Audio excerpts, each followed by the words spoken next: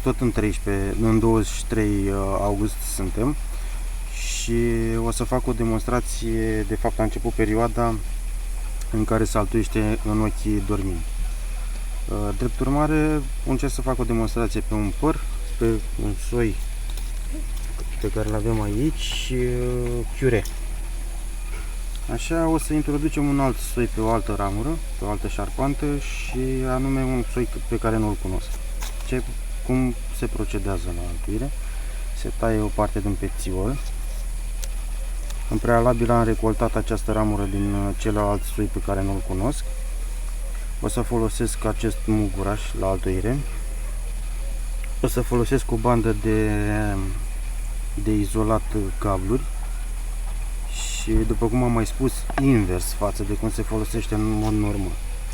Ce facem acum? Tai acest muguraș pentru a putea face teu pentru munguri dormind.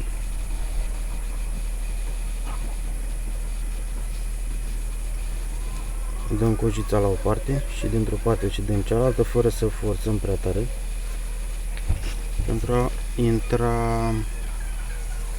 mugurul dorit. Și acum o să încep prin a face aici o tăietură și a scoate acest muguraș pe care mi-l doresc. Se face tăietura sub coajă. Aici unde am ajuns în dreptul mugurașului trebuie să tăiem, că nu avem altă soluție, și să ieșim din nou de sub coajă. Fără a pune mâinile, ne introducem în tăietura făcută în prealabil. Se pare că nu vrea să intre de bunăvoie. Atunci avem posibilitatea să mai lărgim puțin acest locaș. El intră aproape perfect. Ne ajutăm de spatulă. Da, ne ajutăm de spatulă când o merge. Acum nu a mers. Am introdus mugurul unde am avut nevoie. Îl așezăm bine. Am așezat și acum îl tăiem surplusul de care a rămas. A intrat în locașul dorit. Acum o să urmeze să îl bandajăm. Nu mai îl bandajez ca data trecută cu lipiciu către coajă. O să tai și frunzulița asta, că nu mai avem nevoie de ea. Și o să îl bandajez cu lipiciu în sus.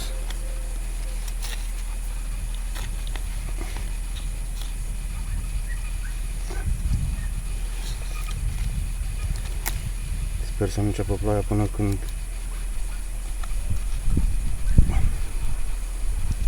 termin măcar de bandaj.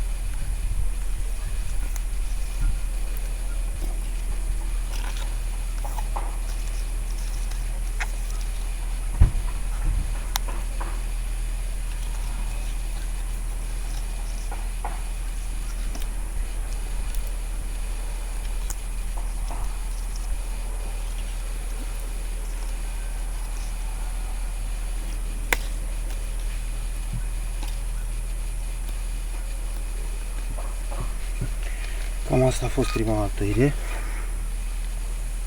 Nu oprește.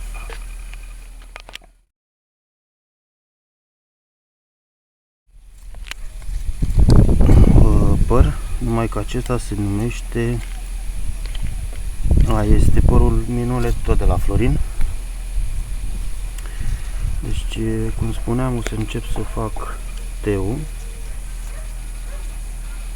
pentru a introduce mugurul de aici. Îl despărțim coaja. Ne alegem mugurașul de pe ramura asta.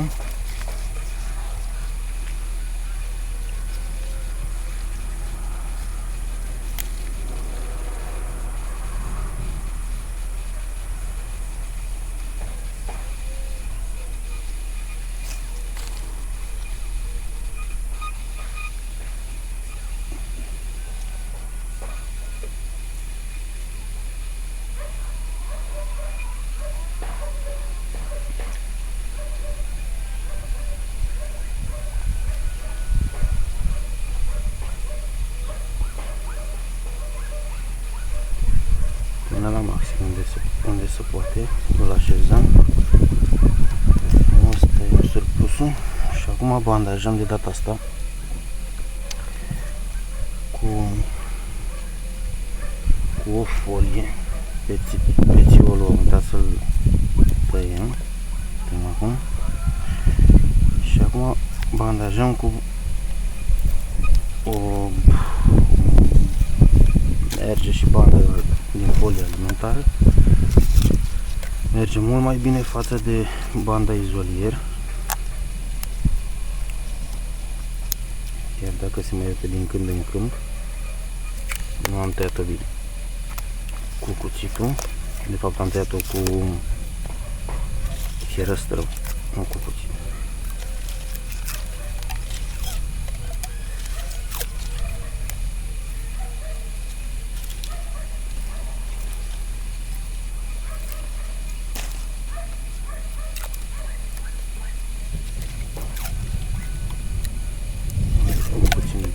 Puțină bandă, cu toate că nu mai e nimic.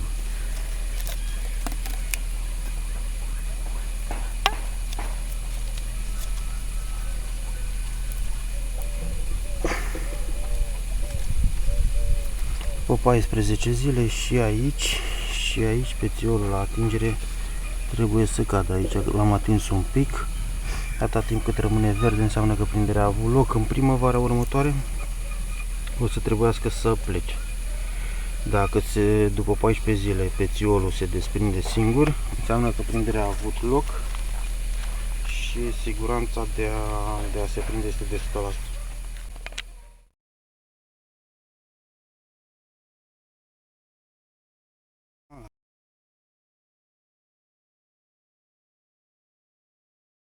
Era pe 25 august și astăzi suntem în 11 septembrie. Pețiolul era căzut, banda în mod normal trebuie dată jos și înlocuită pentru a nu strangula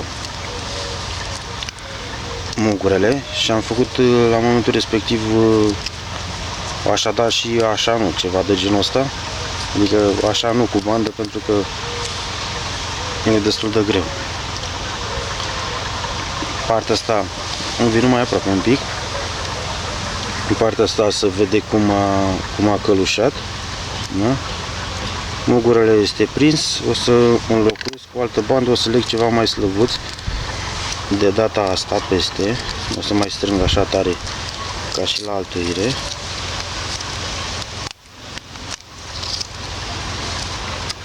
Și în primăvară, în mod normal, se taie imediat după muguraș ca să dea. Dar și acesta este un soi ok. O să-l las și pe ăsta să vedem ce o să iasă.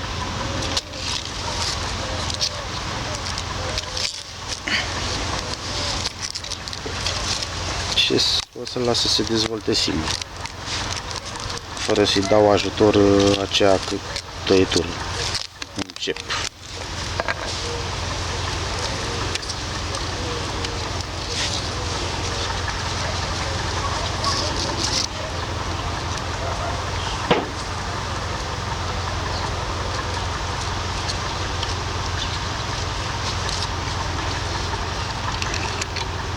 Ai 2 minute, 6, 7. Înregistrați până acum? Da.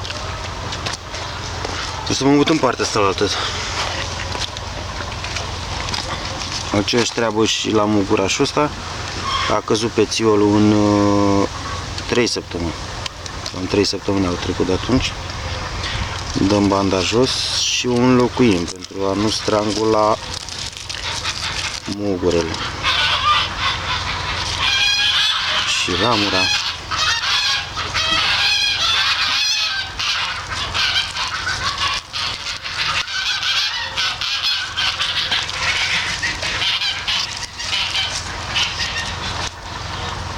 – 23 august era atunci, în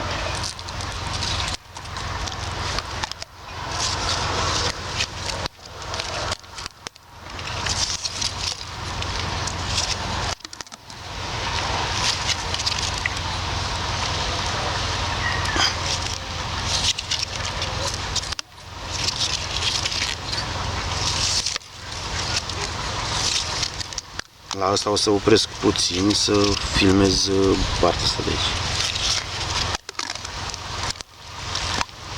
Să fotografiez.